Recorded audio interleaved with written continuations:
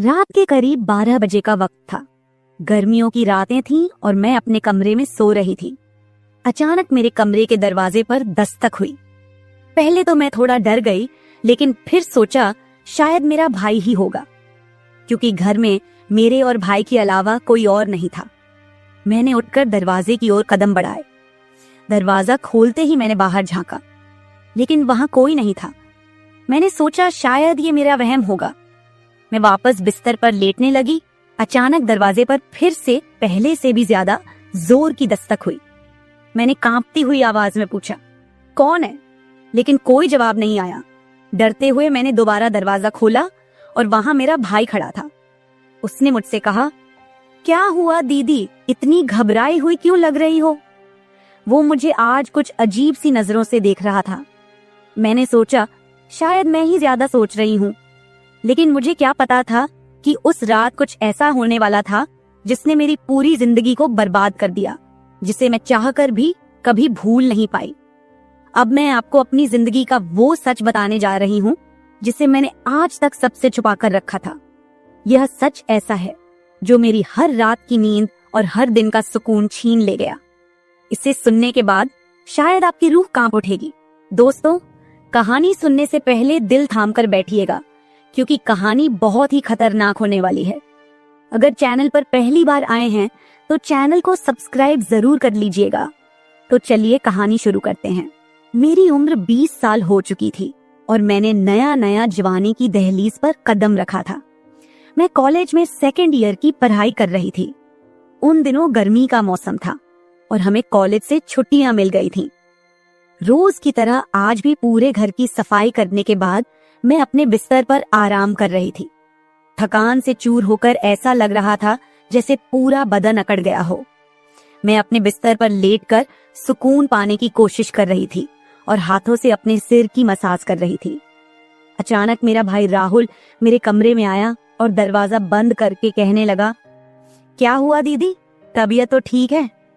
मैंने कहा, क्या भाई, मम्मी सारा काम मेरे सर पर डालकर चली जाती हैं। कॉलेज की छुट्टियां क्या हुई, सारे घर की जिम्मेदारी मुझ पर आ गई है। ऊपर से काम वाली बाई भी छुट्टी पर है। मुझसे नहीं होते ये घर के काम।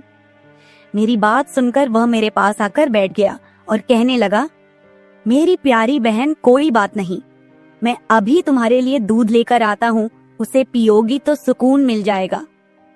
राहुल की बात सुनकर मैं मुस्कुरा दी और कहा, बस तुम खाना बाहर से ले आना, मैं थोड़ी देर सोऊंगी तो मेरी तबीयत कुछ बेहतर हो जाएगी। राहुल कमरे से निकल गया। कुछ देर बाद ठंडे दूध के गिलास के साथ वह वापस आया। मुझे उस पर बहुत प्यार आया। दुनिया में बहुत कम ही ऐसे भाई होते हैं जो अपनी बहनों का इतना ख्याल रखते हैं। मैं उसे ढेर सारा आशीर्वाद देने लगी और उसका लाया हुआ दूध पीने लगी। दूध पीने के बाद मैं अपने बिस्तर पर लेट गई। राहुल कहने लगा, चलो दीदी, मैं तुम्हारा सिर दबा देता हूँ, तुम सो जाओ। वह मेरे पास बैठ गया और अपने हाथों से मेरा सिर दबाने लगा। उसके हाथों से मुझे सुकून मिलने लगा और मेरे सर का दर्द भी कम हो गया था। मैं आंखें मूंद कर लेट गई और कुछ ही देर में मैं गहरी नींद सो गई। मुझे कोई भी होश नहीं था कि मैं कितने घंटे तक सोती रही। जब मेरी आंख खुली तो मैंने घड़ी पर टाइम देखा। रात के 9 बज चुके थे। शायद थकावट की वजह से मुझे वक्त का एहसास ही ना हुआ। मम्मी और पापा भी ऑफिस से वापस आ चुके थे। मुझे कुछ भी समझ नहीं आ रहा था और मेरा पूरा शरीर दर्द कर रहा था। मैं बिस्तर से उठकर बाथरूम जाने लगी। तभी मुझे चक्कर आ गए। मुझे ऐसा लग रहा था जैसे सब कुछ घूम रहा हो और अगर दीवार का सहारा नहीं लिया होता तो शायद गिर जाती। खुद को संभालते हुए मैं फ्रेश होकर बाहर आई। देखा कि सभी खाने के टेबल पर बैठे हुए थे और मेरे आने का इंतजार कर रहे थे। मैं जाकर आराम के साथ कुर्सी पर बैठ गई। मेरी हालत काफी खराब हो चुकी थी और थकावट से मेरा पूरा बदन दर्द कर रहा था। राहुल ने देखा कि मैं थकी हुई हूँ तो तुरंत मम्मी से कहने लगा, मम्मी देखिए, अंजलि दीदी पर काम का बोझ थोड़ा कम डाला करे। अरे, अगर काम वाली नहीं आ रही तो उसकी जगह किसी और को रख ले। यह बेचारी सारा दिन काम करके थक जाती है। देखें तो इसकी रंगत भी पीली पड़ चुकी है। वाकई में मेरी हालत दिन ब दिन खराब होती जा रही थी। मम्मी और पापा दोनों ही काम करते थे, क्योंकि सिर्फ पापा की जॉब से घर का खर्चा चलना मुश्किल था। साथ ही हमारी पढ़ाई का खर्च भी काफी था, इसलिए मम्मी भी उसी कंपनी में काम करती थी जहां पापा। हम दोनों भाई बहन कॉलेज जाते थे, लेकिन गर्मी के मौसम में छुट्टियां होने की वजह से घर पर ही थे। मैंने एक बात नोटिस की थी कि पिछले कुछ हफ्तों से राहुल मेरे कुछ ज्यादा ही करीब होने लगा था। जब से मुझे कॉलेज से छुट्टियां मिली थीं, तब से वह मेरा कुछ ज्यादा ही ख्याल रखने लगा था। अगर मैं घर का कोई काम करती तो वह आकर मदद करने लगता। कभी कभी काम करते वक्त मुझे थकावट महसूस होती तो वह मुझे आराम से बिठाकर मेरा सिर दबा देता। जब मैं उसे मना करती तो वह हंसते हुए कहता, नहीं दीदी, तुम बहुत काम करती हो, अब मेरा हक बनता है कि तुम्हें सुकून दो। मैं उसे रोक नहीं पाती और चुपचाप लेटी रहती। लेकिन एक रात जो हुआ, उससे मेरे होश उड़ गए थे। क्या राहुल कभी ऐसा कर सकता था? मैं अपने कमरे में सो रही थी। आधी रात के करीब मुझे महसूस हुआ कि जैसे कोई मेरे कमरे में आकर खड़ा हो गया हो। धीरे धीरे वह बिस्तर के पास आ रहा हो और मैं सोते हुए भी महसूस कर सकती थी कि कुछ अजीब हो रहा है। मुझे तुरंत झटका सा लगा और मैंने आंखें खोल दी। कमरा पूरी तरह से अंधेरे में डूबा हुआ था और जब मैंने उठकर देखा तो अंदर कोई नहीं था। बस कमरे का दरवाजा थोड़ा सा खुला हुआ था और मुझे याद था कि मैं हमेशा सोने से पहले दरवाजा बंद करके सोती थी। तो फिर वह कैसे खुला था? मैं चुपचाप उठकर दरवाजे को लॉक करने लगी। फिर से बिस्तर पर जाकर सोने की कोशिश की, लेकिन जैसे ही मेरी आंखें बंद हुईं, मुझे फिर से कुछ कदमों की आहट सुनाई दी, जैसे कोई बिस्तर के पास आकर बैठा हो। और फिर मुझे लगा जैसे कोई मेरे पास आकर अपना हाथ बढ़ा रहा हो। मैंने पलटकर देखा, लेकिन कोई नहीं था। मेरी धड़कन तेज हो गई थी और मुझे घबराहट होने लगी थी। मैंने घबराते हुए कमरे की लाइट ऑन की और दरवाजा खोलकर बाहर झांका, लेकिन वहां कोई नहीं था। आज से पहले ऐसा कभी नहीं हुआ था जो अब हो रहा था। मुझे प्यास लगी तो मैं कमरे का दरवाजा खोलकर बाहर निकली। उसी वक्त राहुल भी अपने कमरे से बाहर निकला। मुझे देखकर उसने पूछा, क्या बात है, आप अभी तक जाग रही हैं? मैंने जवाब दिया, कुछ नहीं, बस ऐसा महसूस हुआ जैसे कमरे में कोई मौजूद हो। पानी पीकर मैं दोबारा कमरे में आई और पीछे पीछे वह भी आ गया। उसने कहा, आपको डरने की जरूरत नहीं है। अगर आपको डर लग रहा है तो मैं आपके पास सो जाता हूँ। मैंने उसे मना किया, नहीं, तुम्हें परेशान होने की जरूरत नहीं है, जाओ और आराम करो। लेकिन वह जिद करने लगा कि मैं आपको अकेला किसी भी हाल में नहीं छोड़ सकता। आपकी तबीयत खराब हो सकती है, मैं आपको तकलीफ में नहीं देख सकता। आप सो जाएं, मैं यही सो जाता हूँ। आखिरकार उसकी जिद के आगे मुझे झुकना पड़ा। मैं बिस्तर पर लेट गई और उसने भी सोफे पर तकिया रखा और मेरे पास में ही सो गया। लेकिन उस रात मुझे ऐसा महसूस हुआ जैसे कोई मेरी ओर काफी देर तक ध्यान से देखता रहा हो। उसने मेरे बालों को सहलाया, मेरे चेहरे पर उंगलियां फेरी और मैं सो रही थी। अगली सुबह जब मैं उठी तो मेरा मूड बड़ा अजीब था, लेकिन जब मैंने अपने आप पर गौर किया तो मैं हैरान रह गई। शुक्र था कि मैंने अपने आप को दुपट्टे से ढक रखा था। मेरी कमीज बेतरतीब हो चुकी थी। मुझे हैरत हुई क्योंकि आज से पहले मैं कभी इस तरह आराम से नहीं सोई थी।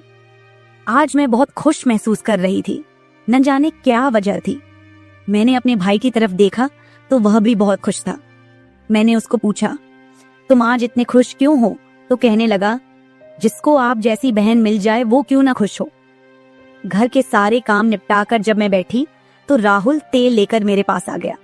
कहने लगा, अंजलि दीदी, आप अपने बाल खोल दे, मैं आपके सर में मालिश कर देता हूँ।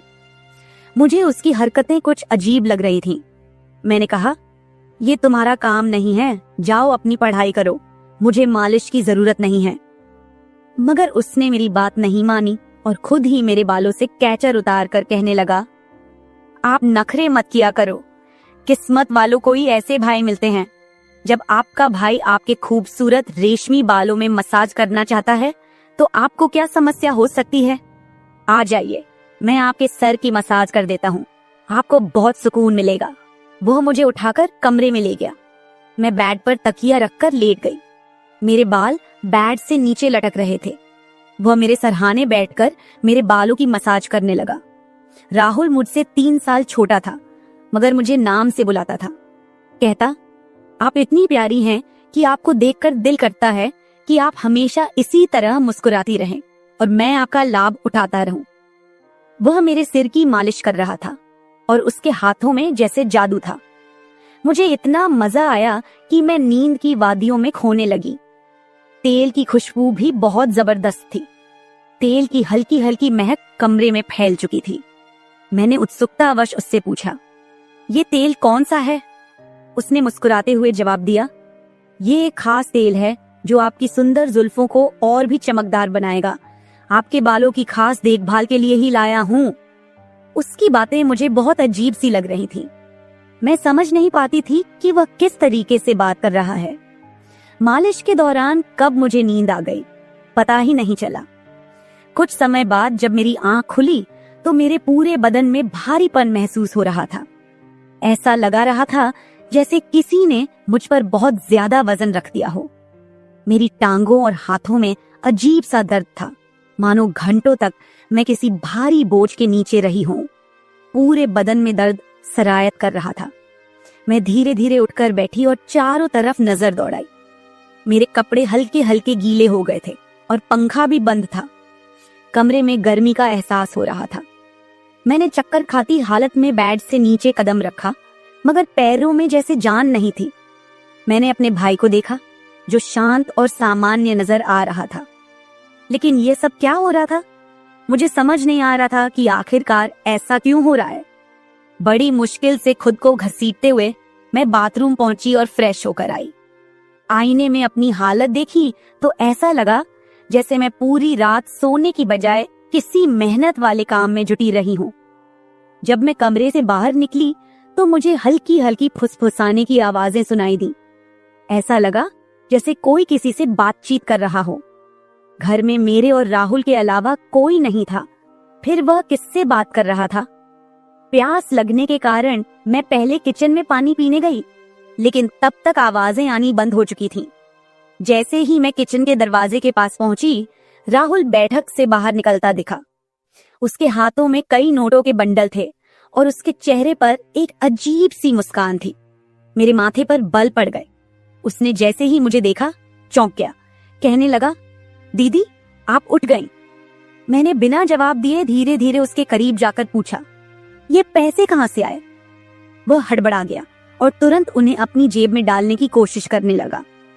मैंने उसका हाथ पकड़कर उन पैसों को बाहर निकाला और सख्ती से पूछा, सच सच बताओ, इतने पैसे तुम्हारे पास कैसे आए? वह घबरा गया और कहने लगा, प्लीज पापा को मत बताना। ये पैसे पापा के एक दोस्त ने पुराने कर्ज के रूप में लौटाए हैं। मैंने सोचा था कि इनसे मोबाइल खरीद लूंगा। उसकी बात सुनकर मेरा गुस्सा 7वें आसमान पर पहुंच गया। मैंने उसे डांटते हुए कहा, क्या तुम्हें घर की हालत का जरा भी अंदाजा नहीं है?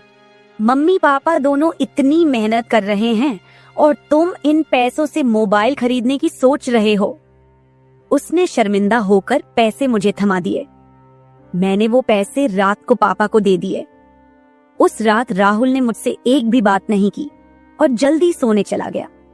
मैं अगले दिन किचन में काम कर रही थी जब राहुल अपने दोस्तों के साथ घर में दाखिल हुआ। मैं जितनी हैरान होती उतना ही कम था, क्योंकि वह अपने दोस्तों को सीधा लाउंज में ही ले आया था। उस वक्त मैं दुपट्टा उतारकर बर्तन साफ कर रही थी।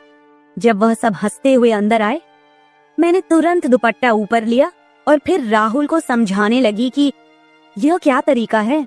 तुम जानते हो इस वक्त मम्मी पापा घर नहीं हैं, फिर भी इन लोगों को घर ले आए हो। राहुल मुस्कुराते हुए बोला, दीदी ये घर मेरा भी है और आपको कोई दिक्कत नहीं होनी चाहिए। वैसे भी ये मेरे खास दोस्त हैं, आप उनके लिए खाना बना दें। वह मुझसे काफी नाराज हो चुका था, मगर अब मैं क्या करती? खाना तो बनाना जरूरी था। मैंने मजबूर होकर खाना तैयार किया और टेबल पर लगा दिया। मैंने गौर किया कि उसके दोस्त बार बार मुझे घूर कर देख रहे थे। वे सभी राहुल की उम्र से बड़े थे और अजीब तरीके से घूर रहे थे, जैसे कच्चा ही खा जाएंगे। मैं तुरंत अपने कमरे में चली गई और दरवाजा बंद कर लिया। उनके जाने के बाद मैंने राहुल से कड़े शब्दों में कहा, दोबारा तुम्हारे दोस्त इस घर में नजर न आए, नहीं तो मैं मम्मी पापा को सब बता दूंगी। राहुल ने कुछ पल मेरी ओर देखा और फिर मुस्कुराते हुए बोला, ठीक है, वो नहीं आएंगे, लेकिन आप मम्मी पापा को कुछ मत बताइए। मुझे राहुल की हरकतें कुछ मुश्किल सी लगने लगी थी, क्योंकि वह मुझे अजीब तरह से देखने लगा था। उस रात मैं बिस्तर पर लेटी थी और आराम करने की कोशिश कर रही थी। अचानक मैंने महसूस किया कि मेरे पैरों पर किसी का हाथ था। मैं हड़बड़ाकर उठी और देखा कि राहुल मेरे पैरों को अपनी गोद में रखकर मसाज कर रहा था। मैंने उससे ऐसा करने से मना किया, मगर वह कहने लगा, मैं जो कर रहा हूँ मुझे करने दे। इस घर में एक मैं ही हूँ जिसे आपकी इतनी फिक्र है। मम्मी पापा को तो बस अपने काम की पड़ी रहती है। खैर, मैं भी थक चुकी थी। आंखें बंद की और सोने लगी। राहुल के हाथों मसाज करवाने से मैं नींद की गहराई में खोने लगी थी, मगर जब मेरी आंख खुली तो मेरे होश उड़ गए। मेरा सर बुरी तरह चकरा रहा था। बिस्तर की चादर बिल्कुल बेतरतीब हो चुकी थी। बिस्तर पर एक पुरुषों की शर्ट और परफ्यूम रखा हुआ था। यह सामान किसका था? मैं तो कुछ भी बोल नहीं सकी। सर में इतनी तेज दर्द था कि मैं दोबारा बिस्तर पर गिर गई, जैसे मैं पूरी तरह होश में नहीं थी। मुझे अब समझ में आने लगा था कि जब भी मेरा भाई उस तेल से मेरे सर की मसाज करता था तो मुझे इतनी गहरी नींद क्यों आ जाती थी। मुझे पास में किसी की फुसफुसाहट सुनाई दे रही थी, मगर कौन बोल रहा था यह मैं पहचान नहीं सकी। मुझे तो बस राहुल की आवाज सुनाई दे रही थी। ऐसा लग रहा था जैसे वह मेरे कमरे में मौजूद हो और मुझे उठाने की कोशिश कर रहा हो, लेकिन मैं कुछ भी साफ नहीं देख पा रही थी। कुछ देर बाद जब मेरी आंख खुली तो सारा दृश्य मेरी नजरों के सामने घूमने लगा। मैंने सबसे पहले बेड की तरफ देखा, जहां शर्ट और परफ्यूम पड़े थे, मगर अब वहां कुछ भी नहीं था। आज फिर मेरी हालत बड़ी अजीब थी। मैं बच्ची तो नहीं थी जो ये सब कुछ समझ ना पाती। घर में मेरे और राहुल के अलावा और कोई नहीं था। फिर मेरे सोने के बाद ऐसा क्या होता था कि मेरा पूरा शरीर पानी से नहला दिया गया हो? सिर्फ इतना ही नहीं, मेरा शरीर दर्द से चूर था और रंगत भी बिल्कुल पीली हो चुकी थी। दिन ब दिन मैं कमजोर होती जा रही थी। उस दिन भी राहुल मेरे करीब आने की कोशिश कर रहा था, मगर मैं बहाना बनाकर अपने कमरे में आ गई थी। दिमाग में अजीब से विचार आने लगे थे। तबीयत भी काफी खराब थी। माँ ने मेरी हालत देखकर पूछा, क्या बात है, तुम ठीक नहीं लग रही हो? मैंने कुछ नहीं कहा। माँ ने कहा कि अगले दिन वे मुझे डॉक्टर के पास ले जाएंगी। उस रात मैं बार बार उठ रही थी और ठीक से सो नहीं पाई। अगले दिन मेरे मम्मी पापा रोज की तरह अपने काम पर चले गए थे। उन्हें शायद मेरी परवाह नहीं थी। मैं खुद ही डॉक्टर के पास गई, जहां अल्ट्रासाउंड में पता चला कि मैं पेट से हूं। मेरे तो पैरों तले जमीन खिसक गई। आखिर यह सब मेरे साथ कौन कर सकता था? राहुल मेरा भाई था, लेकिन फिर मेरे दिमाग में यह बात आई कि वह मेरा सौतेला भाई है। वो माँ की दूसरी शादी से हुआ था, जबकि मैं उनकी पहली शादी की औलाद थी। इस तरह की बातें मुझे गलत सोचने पर मजबूर कर रही थीं। समझ नहीं आ रहा था कि कैसे अपने माँ बाप को यह बात बताऊं। राहुल मेरा सौतेला भाई जब मेरे पास बैठता तो कभी मेरा हाथ पकड़ता तो कभी मेरे गाल खींच देता। उसकी हरकतें मुझे परेशान कर रही थीं, लेकिन मैं उसको कुछ कह नहीं पा रही थी। मेरे दिमाग में यही सवाल गूंज रहे थे कि आखिरकार मेरे साथ ऐसा कौन कर सकता है। फिर मैंने एक दिन अपने कमरे में मोबाइल का कैमरा फिट करके रख दिया ताकि सच्चाई सामने आ सके। उस दिन हमारे माता पिता घर पर नहीं थे। राहुल फिर से मेरे पास आया और मेरे सिर की मालिश करने लगा। मैंने पूरी कोशिश की कि मैं ना सोऊं, लेकिन वह तेल इतना अजीब था कि मैं उसकी खुशबू से बेहोश हो गई। 1 घंटे बाद जब मेरी आंखें खुली तो माँ पापा घर लौट चुके थे। मैंने सबसे पहले कैमरे की रिकॉर्डिंग देखी। जो कुछ मैंने देखा वह मेरे होश उड़ा देने के लिए काफी था। राहुल मेरे कमरे में अपने दोस्तों को लाता था जो मेरे साथ बुरा व्यवहार करते थे।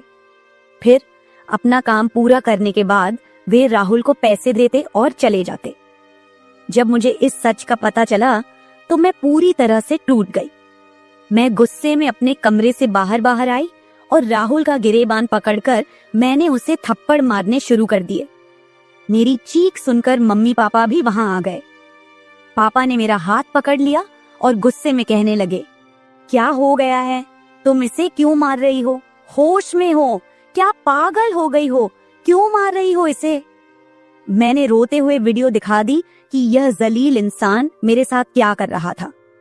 वीडियो देखते ही माँ बेहोश होकर जमीन पर गिर गई। ये देखकर पापा को भी बहुत ज्यादा गुस्सा आया। उन्होंने राहुल को गुस्से में पकड़ लिया और उसे बुरी तरह पीटना शुरू कर दिया। उसके मुंह और नाक से खून बह रहा था। राहुल ने गुस्से में कहा, मैंने इसे कभी भी अपनी बहन समझा ही नहीं। मुझे पैसों की जरूरत थी। लोग इसके लाखों रुपए देने को तैयार थे। मुझे अपनी जरूरतें पूरी करनी थी, इसलिए मैंने यह कदम उठाया। मैं अपने कानों पर हाथ रखकर बस रोए जा रही थी। पापा ने उसे इतना मारा कि वो लहूलुहान हो गया, लेकिन जैसे तैसे खुद को छुड़ाकर वह घर से भाग गया और फिर कभी उस घर में वापस नहीं आया। इस हादसे को मेरे लिए भूल पाना तो दूर, इसे याद करते हुए आज भी मेरी रूह कांप जाती है। भाई वही होता है जो आपके सगे खून का हो। किसी भी अनजान मर्द के सहारे अपनी बेटी को छोड़ना बहुत बड़ी भूल हो सकती है, क्योंकि कुछ शैतानी सोच रखने वाले लोग हर वक्त इस ताक में रहते हैं कि कब किसी मासूम की इज्जत से खिलवाड़ करें। मेरी वीडियो देखने वाले सभी दर्शकों को यही गुजारिश है कि अपनी बहन बेटियों को कभी भी किसी अनजान मर्द के सहारे उन्हें अकेला न छोड़े और बेटियों की सिर्फ परवरिश मत कीजिए, उन्हें आत्मनिर्भर और आत्मरक्षक बनना सिखाइए। इस सारे मामले में आपको किसकी गलती लगती है? हमारे माँ बाप की, जिन्होंने पैसा कमाने के चक्कर में हमारे ऊपर कभी ध्यान ही नहीं दिया, या फिर मेरी, जो अपने सौतेले भाई पर सरगे से भी ज्यादा भरोसा करती थी, या फिर इस समाज की, जो बेटियों को कमजोर और बेबस मानता है। आपकी राय मेरे लिए बहुत मायने रखती है। कमेंट बॉक्स में जरूर बताएं कि इस पूरे मामले में आप किसे गलत मानते हैं। मैं अपनी कहानी आपके साथ इसलिए साझा कर रही हूँ ताकि यह किसी और के लिए एक सीख बन सके। यह सिर्फ एक घटना नहीं है, बल्कि एक चेतावनी है कि हम सबको सतर्क रहना चाहिए। अगर आपको मेरी यह कहानी पसंद आई और आप मानते हैं कि इसे सुनकर कोई और भी जागरूक हो सकता है, तो इसे शेयर जरूर करें। अगर आप ऐसी और भी कहानियां सुनना चाहते हैं जो मनोरंजन के साथ एक संदेश भी दें, तो मेरे चैनल को सब्सक्राइब जरूर करें। बेल आइकॉन दबाना मत भूलिएगा ताकि आपको मेरी हर नई कहानी समय पर मिल सके। कल फिर मिलते हैं एक नई कहानी के साथ। धन्यवाद। हेलो दोस्तों, आज की कहानी मेरे और मेरे ससुर जी के रिश्ते के बीच की है। मेरा नाम कामिनी है और मेरी उम्र अभी 26 साल है। मैं काफी खूबसूरत हूँ। मैंने अपनी बॉडी को पूरा फिट रखा हुआ है क्योंकि मैं रोजाना एक्सरसाइज करती हूँ। मेरी शादी को 7 साल हो चुके हैं। मेरे मम्मी पापा ने गरीबी की वजह से मेरी शादी कम उम्र में ही एक अमीर लड़के से करवा दी, लेकिन वो लड़का अक्सर बीमार रहता था। उसके हार्ट में कोई प्रॉब्लम थी। मैं अपनी शादी से ज्यादा खुश नहीं थी, पर मेरे पति मुझसे बहुत ज्यादा प्यार करते थे। अब मेरी शादी को 2 साल हो चुके थे, लेकिन अभी तक कोई भी बच्चा नहीं हुआ था। हमारे घर में मैं, मेरे पति और ससुर जी थे। हम तीनों ही बहुत प्यार से रहते थे। मेरे ससुर जी की उम्र 45 से 50 साल की होगी, लेकिन वो काफी जवान दिखते हैं क्योंकि उन्होंने अपने शरीर को पूरा फिट रखा हुआ है। फिर एक दिन मेरे पति की तबीयत ज्यादा खराब हो गई और उनकी मृत्यु हो गई। मेरे सामने मानो दुखों का पहाड़ टूट पड़ा हो। अब मैं एक विधवा हो चुकी थी। धीरे धीरे मेरे पति को गुजरे काफी समय हो गया था। अब मेरे ससुर जी और मैं दोनों ही घर में रहते थे। मैं बहुत ही उदास रहने लगी थी, लेकिन मेरे ससुर जी मुझे बहुत समझाते थे कि कामनी, अब जो होना था वो हो गया है, इतनी टेंशन मत लो, तुम भी बीमार हो जाओगी। मैं तो कहता हूँ कि तुम दोबारा से शादी कर लो, अभी तुम्हारी उम्र ही क्या है। पर साथ ही साथ वो मुझे अजीब सी नजरों से देखते थे। फिर मैं अपना घर चलाने के लिए जॉब करने लगी क्योंकि मेरे घर में अब कमाने वाला कोई नहीं बचा था। मैं दिन भर ऑफिस में रहती और शाम के 7 बजे तक घर आती। ससुर जी का बिजनेस ठीक ठाक चलता था, पैसों की कुछ खास चिंता नहीं थी। फिर भी मैं सोचती हूँ कि खाली घर पर बैठकर क्या करूंगी, इसलिए जॉब करती हूँ और थोड़ा दिल भी बहल जाता है और टाइम पास भी हो जाता है।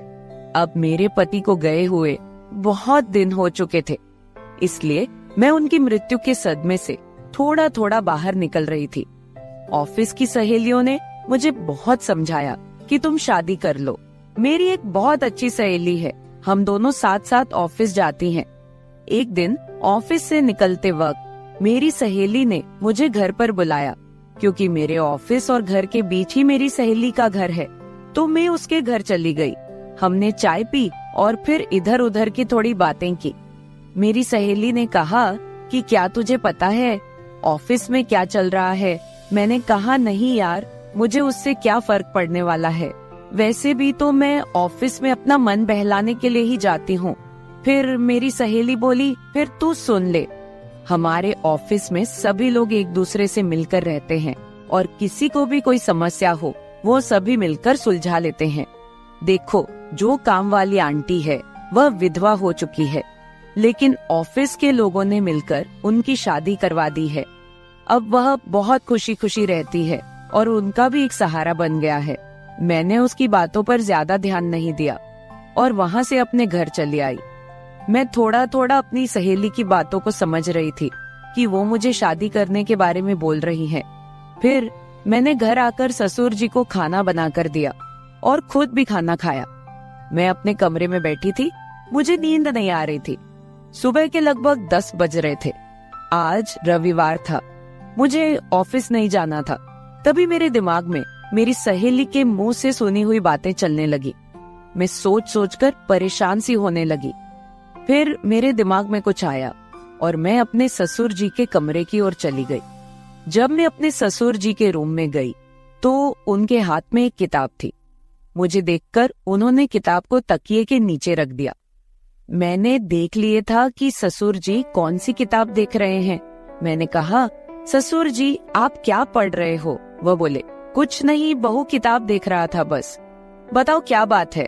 मैं बोली, कुछ नहीं ससुर जी, मुझे आपसे कुछ जरूरी बात करनी है। उन्होंने कहा, हाँ बहू कहो, क्या बात करनी है?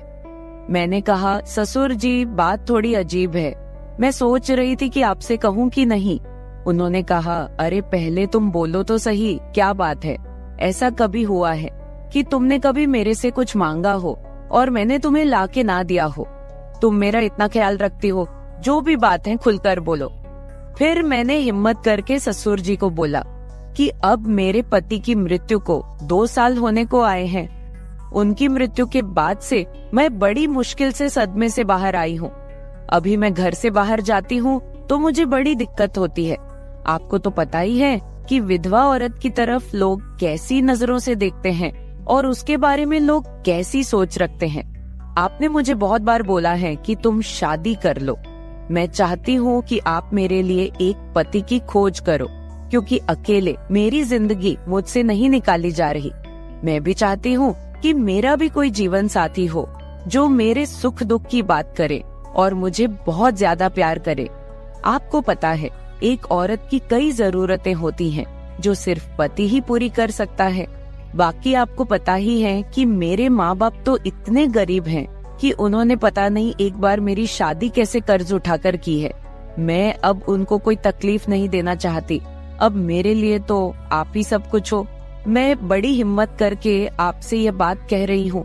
मुझे विश्वास है कि आप मेरे लिए कुछ अच्छा ही करोगे। उसके बाद ससुर जी ने मुझे अपने पास बैठा लिया और मेरे साथ कुछ बातें करने लगे और मेरे सुख दुख को बांटने लगे। फिर ससुर जी मुझसे बोले, बहू, जिस चीज की तलाश तुम बाहर से कर रही हो वो चीज तुमको घर में ही मिल सकती है। अगर तुम चाहो तो मैं तुम्हारी सभी जरूरतों को पूरा कर सकता हूँ। ससुर जी की बात सुनकर तो मेरे होश ही उड़ गए।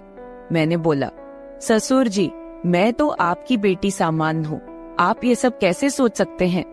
ससुर जी बोले, देखो बहू, तुम्हें पता है तुम्हारी सासू माँ की मृत्यु के बाद से मैं अकेला ही जिंदगी बीता रहा हूँ। और जब से तुम्हारे पति की मृत्यु हुई है तुम भी अकेले जिंदगी बिता रही हो। अगर तुम्हारा इरादा हो तो हम दोनों का अकेलापन दूर हो जाएगा और हम दोनों एक दूसरे के सहारे जिंदगी बिता लेंगे और बाहर किसी को कुछ भी पता नहीं चलेगा। बाकी मेरे जाने के बाद ये सारी प्रॉपर्टी भी तो तुम्हारी ही है और इस प्रॉपर्टी को संभालने वाला भी तो कोई चाहिए। बाकी लोगों की टेंशन मत लो, वो तो जब तुम विधवा की जिंदगी जी रही हो तब भी बातें करते थे और अब भी बातें करेंगे। सच कहूँ तो बहू, मैं तो उसी वक्त तेरा दीवाना हो गया था जब मैंने तुम्हें पहली बार देखा था। फिर मैंने ससुर जी को बोला कि मैं सोचकर बताती हूँ। अगली सुबह मैं उठी और खाना बनाने लगी। अगले दिन मैं ऑफिस नहीं गई, मैं किचन में खाना पका रही थी। तभी ससुर जी किचन में आए और बोले, बहू आज ऑफिस नहीं जा रही हो क्या? मैंने कहा, नहीं आज नहीं जा रही हूँ, आज मैंने ऑफिस से छुट्टी ले ली है। आप कहीं जाने वाले थे, गए नहीं क्या? वो बोले, नहीं आज मेरी तबीयत ठीक नहीं है, मैंने सोचा कि आज घर रहकर आराम कर लेता हूँ। कुछ देर के बाद घर में कुछ मेहमान आ गए। हम लोग मेहमानों के आदर सत्कार में लग गए। मैंने उनसे हालचाल पूछा और उन लोगों से ढेर सारी बातें की। मेहमान के रूप में मेरे चाचा और चाची जी आए हुए थे। जब मैं मेहमानों से बातें कर रही थी तभी ससुर जी बाहर घूमने चले गए। उनकी आदत है कि जब वह घर पर रहते हैं तो वह खेतों की तरफ घूमने चले जाते हैं। फिर थोड़ी देर के बाद मेरे चाचा चाची भी खाना खाकर चले गए। दोपहर के 1 बजे का समय हो चुका था। मेरे दिमाग में ससुर जी की बातें घूम रही थी। मैं सोच रही थी कि इस अकेलेपन के साथ मैं सारी जिंदगी कैसे बिताऊंगी। मैं ससुर जी के साथ रहूंगी तो हो सकता है कि हमारा कोई बच्चा भी हो जाए। और ससुर जी की बात सही है, उनके जाने के बाद उनकी सारी प्रॉपर्टी भी तो मेरी ही है। मुझे ससुर जी की बातें काफी हद तक सही लग रही थी। फिर मैंने ससुर जी को कॉल किया और बोली, ससुर जी खाना तैयार हो गया है, आकर खाना खा लीजिए। इस पर वह बोले, मैं अभी बाहर हूँ और मुझे थोड़ा टाइम लगेगा। मैंने कहा ठीक है, मैं जरा बाहर जा रही हूँ तो देर शाम तक वापस आऊंगी, क्योंकि मैंने मार्केट शॉपिंग करने के लिए जाना था। फिर मैं मार्केट चली गई और वहाँ से अपने लिए और ससुर जी के लिए कुछ कपड़े खरीद कर लाई। जब मैं घर पहुँची तो शाम के 7 बज चुके थे। ससुर जी अपने कमरे में सो रहे थे। मैंने ससुर जी को उठाया और वो नहाने चले गए। अब चारों तरफ शांति हो चुकी थी। शाम के 8 बज चुके थे। फिर मैं ससुर जी के पास गई और उनको वो सब बातों के लिए हाँ बोल दी जो उन्होंने मुझे कही थी। ससुर जी मेरी हाँ सुनते ही खुश हो गए। फिर मैं उनके साथ, उसके बाद तो आप समझ ही सकते हैं, जो होना था वो हो गया। मैंने ससुर जी को फिर से अपनी ख्वाहिश बताई और ससुर जी ने मेरी ख्वाहिश पूरी कर दी। हम दोनों ने 1 से 2 घंटे तक एक दूसरे से वो सब बातें की और सारा काम किया। इस तरह से हम दोनों ससुर बहू काफी खुशी खुशी पति पत्नी की तरह रहने लगे। अब मुझे किसी भी चीज की दिक्कत नहीं होती, क्योंकि अब मुझे कहीं भी जाना होता है तो मैं ससुर जी के साथ चली जाती हूँ और हम खूब एंजॉय करते हैं। कुछ दिन बीत जाने के बाद ससुर जी बोले, कामिनी अब तुम मेरे बिजनेस के बारे में सारा कुछ समझ लो और खुद सारा बिजनेस संभाल लो। फिर मैंने जॉब छोड़कर ससुर जी का सारा बिजनेस खुद संभाल लिया। अब हम दोनों पति पत्नी के जैसे रहने लगे हैं। मैं ससुर जी की हर बात का ख्याल रखती हूँ और वो भी मेरी हर बात का ख्याल रखते हैं। कुछ देर के बाद हमारे घर बच्चा भी हो गया और हमारी जिंदगी काफी अच्छे से चल रही है, क्योंकि ससुर जी ने मेरी हर कमी को पूरा कर दिया है। हमें दुनिया की कोई परवाह नहीं है, कोई कुछ भी बोले, हम लोग अपने घर खुश हैं। तो मेरे प्यारे दोस्तों, अगर आप लोगों को मेरी ये कहानी पसंद आई हो तो चैनल को सब्सक्राइब जरूर कर ले और बेल नोटिफिकेशन ऑन कर ले। एक प्यारा सा कमेंट करके बताएं कि आपको मेरी स्टोरी कैसी लगी। कल मिलेंगे एक और वीडियो के साथ। धन्यवाद।